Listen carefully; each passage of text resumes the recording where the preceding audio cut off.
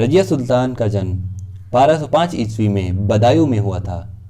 इनके पिता गुलाम वंश के तीसरे शासक शमसुद्दीन इल्तुतमिश थे, जो 1211 से 1236 तक दिल्ली के सुल्तान थे।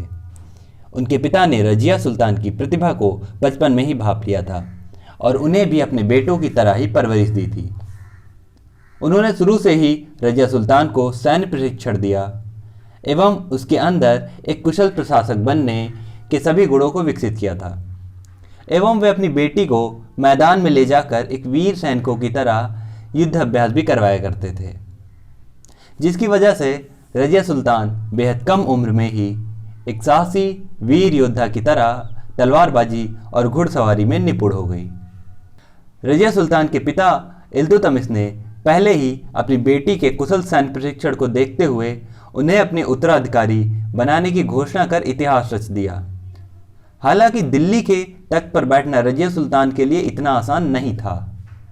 दरअसल 1236 ईस्वी में उनके पिता की मौत के बाद मुस्लिम समुदाय ने एक महिला को सुल्तान के रूप में स्वीकार करने से मना कर दिया था और रजिया के भाई रुकुनुद्दीन फिरोज को दिल्ली के राज सिंहासन पर बैठा दिया था।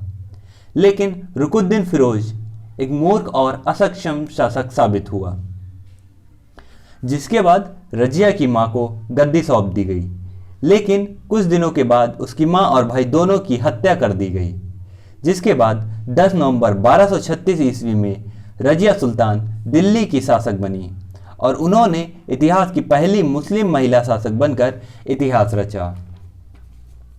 दिल्ली के सिंहासन पर बैठने वाली पहली मुस्लिम महिला शासक रजिया सुल्तान एक कुशल प्रशासक थी, जिन्होंने एक आदर्श शासक की तरह अपने राज्य में विकास के काम किए।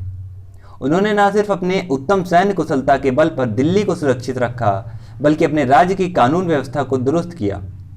शिक्षा को बढ़ावा देने के लिए कई स्कूल और शैक्षणिक संस्थानों का निर्माण करवाया। अपने राज्य में पानी की व्यवस्था को सुचारू ढंग से चलाने के लिए कुएं और नलकूप खुदवाए। रजिया सुल्तान और उनके गुलाम जमालुद्दीन याकूत के साथ उनकी मोहब्बत की बेमिसाल कहानी के इतिहास में आज भी मिसाल दी जाती है। आपको बता दें कि रजिया सुल्तान को अपने सलाहकार याकूत के साथ इश्क हो गया था। दोनों का प्यार जल्द ही परवान चढ़ने लगा था, जिसके बाद तमाम मुस्लिम शासकों ने इसका विरोध किया था। वहीं भटिंडा के गवर्नर राज्यपाल इख्तियार अल्तुनिया भी रजिया सुल्तान की खूबसूरती के कायल थे और वे किसी भी हाल में उनको पाना चाहते थे और साथ ही दिल्ली पर भी अपना कब्जा जमाना चाहते थे, जिसके चलते अल्तुनिया ने दिल्ली पर हमला बोल दिया और रजिया सुल्तान के प्रेमी याकूत को मौत के घाट उतारकर उन्हें बंदी बना लिया।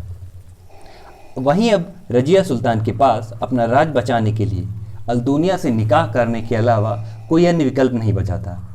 इसलिए रजिया ने फिर अल्तुनिया से शादी कर ली। 1240 में रजिया सुल्तान इस विद्रोह में फंसी हुई थी। इसी दौरान उनके कुछ विरोधियों ने इसका फ़ायदा उठाते हुए दिल्ली पर आक्रमण कर दिया और रजिया के भाई महजुद्दीन बहराम शाह को दिल्ली का सुल्तान घोषित कर दिया।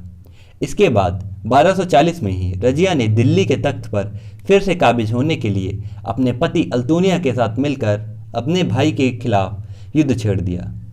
हालांकि रजिया सुल्तान को इस युद्ध में पराजय का सामना करना पड़ा और दिल्ली छोड़ने के लिए मजबूर होना पड़ा।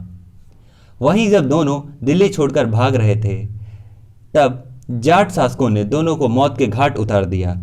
इस तरह इतिहास की सबसे शक्तिशाली महिला मुस्लिम शासक का अंत हो गया। आपको ये वीडियो कैसा लगा कमेंट बॉक्स में ज़रूर बताइएगा और ऐसे ही और वीडियोस के लिए चैनल सब्सक्राइब कर लीजिए और वीडियो को लाइक कर दीजिएगा। जय हिंद।